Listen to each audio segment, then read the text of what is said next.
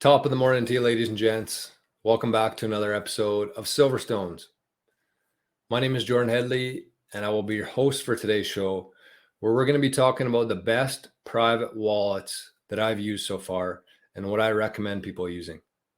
So these aren't going to be in any sort of particular order, although I do have my number one, which is the MUUN wallet. And I'm just going to walk through really quickly, I don't think this will be a very long video, but I'm going to walk through the wallets themselves, the pros and the cons. And like I said, at the end of it, I'm going to recommend which one I would use for specific situations and the one I use for all of my Bitcoin.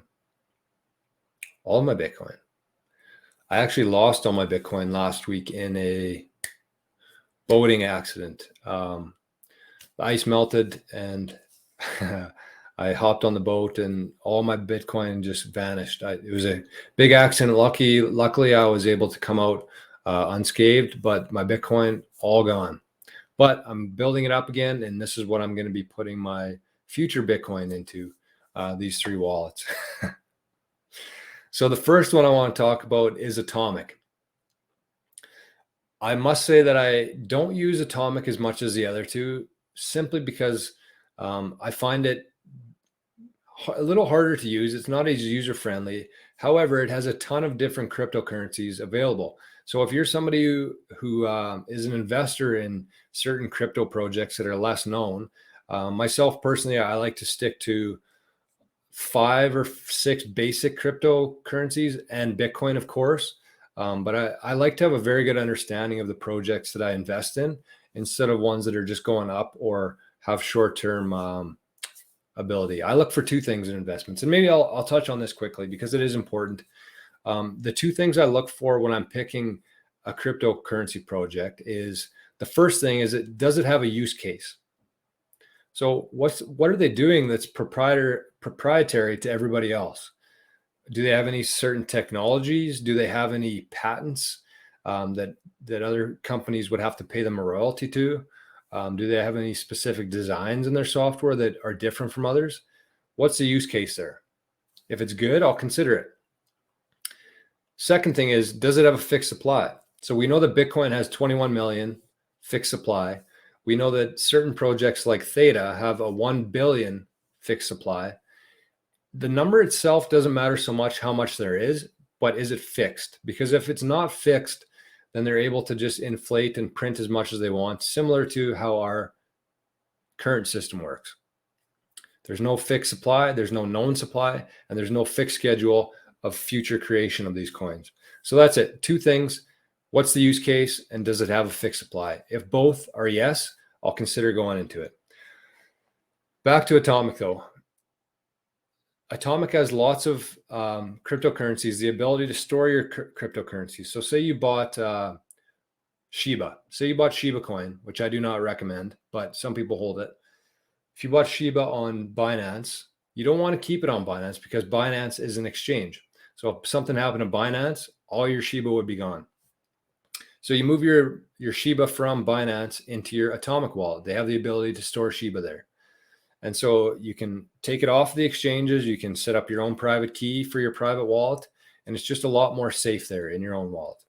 So Atomic's good. The main issue that I have with it is it's not very user-friendly.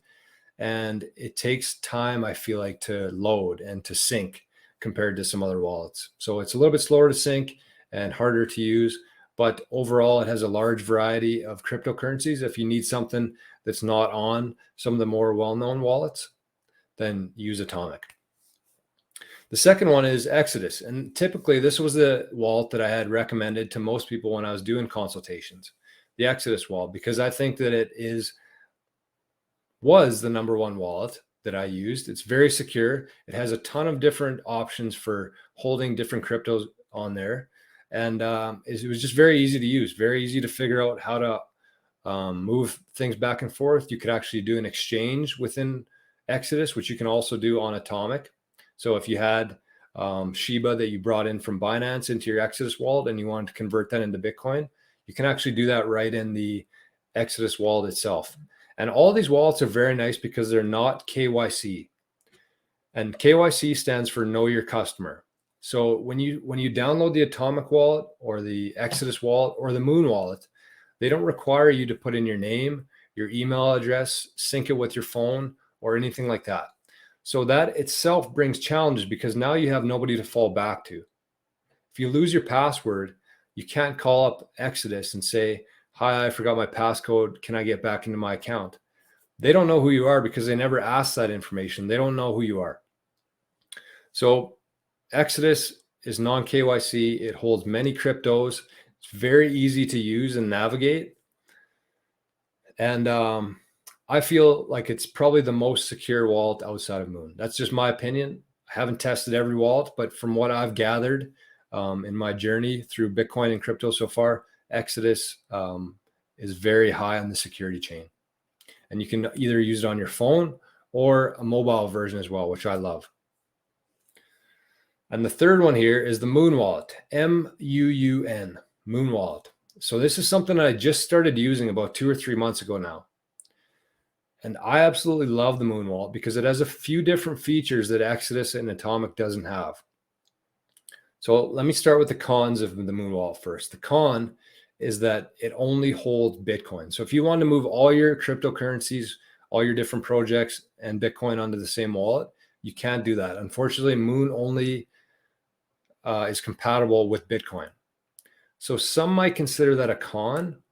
I actually consider that to be a pro as well, because for me, Bitcoin is number one. It's the most solid, secure, and the one that I see sticking around the longest in terms of all the different cryptocurrencies.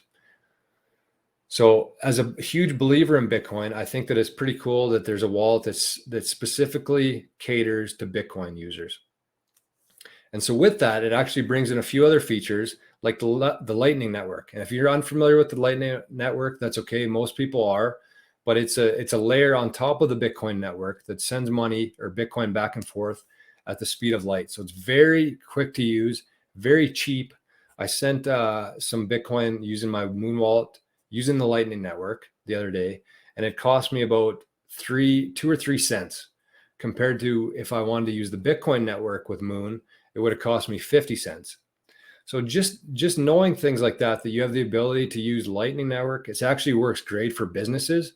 And I think that over time, we'll see more and more businesses start to accept Bitcoin using the Lightning Network, because you can actually create an invoice. So if I went into my MUUN wallet right now, I clicked receive. I want to receive money from a customer. I set up an invoice. This is how much they owe in Canadian dollars. Say it's $50.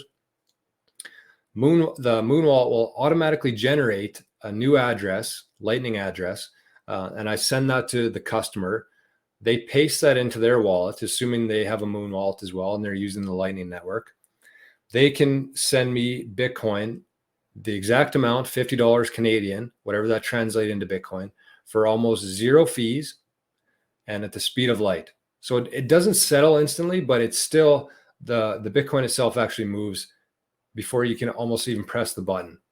So that's why I love MUUN, because it's very tailored to businesses, and I think is going to be a huge opportunity in the future. And actually my golf company, King Golf, we actually accept Bitcoin. So as we go along here, once I start implementing this into our invoicing system, people will actually be able to pay for King Golf products using the Lightning Network through the MUUN wallet.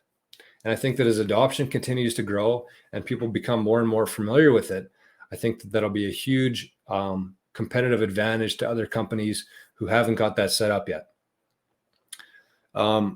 Like I said, all 3 of these wallets are non-KYC. They all have the ability to back up your private keys, and you're taking your Bitcoin off of the exchanges, which is the most important step here. So you're going to have self-custody of these assets and just sleep a lot better at night, knowing that your money is not tied up in an exchange and they have no ability to take it from you or pull the rug from underneath you, as we've seen lately with FTX, Celsius, and BlockFi yesterday.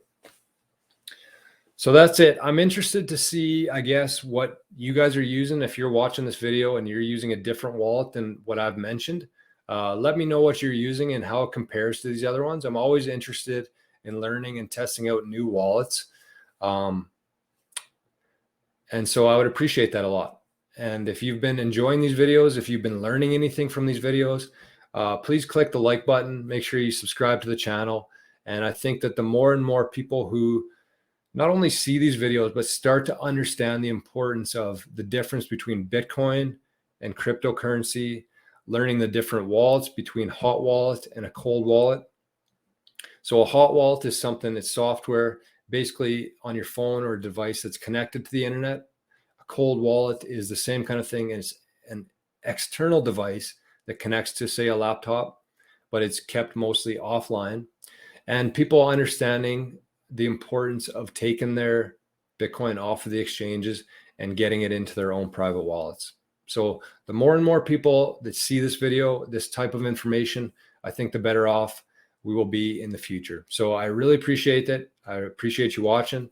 And if you have any questions, I haven't done this yet, but shoot me an email. You can go to my website there. Just use your phone and scan that, or go to silverstones.ca, and my contact info is on there. So that's it. Hopefully it's not snowing as much there as it is here. We'll talk to you very soon. Bye-bye.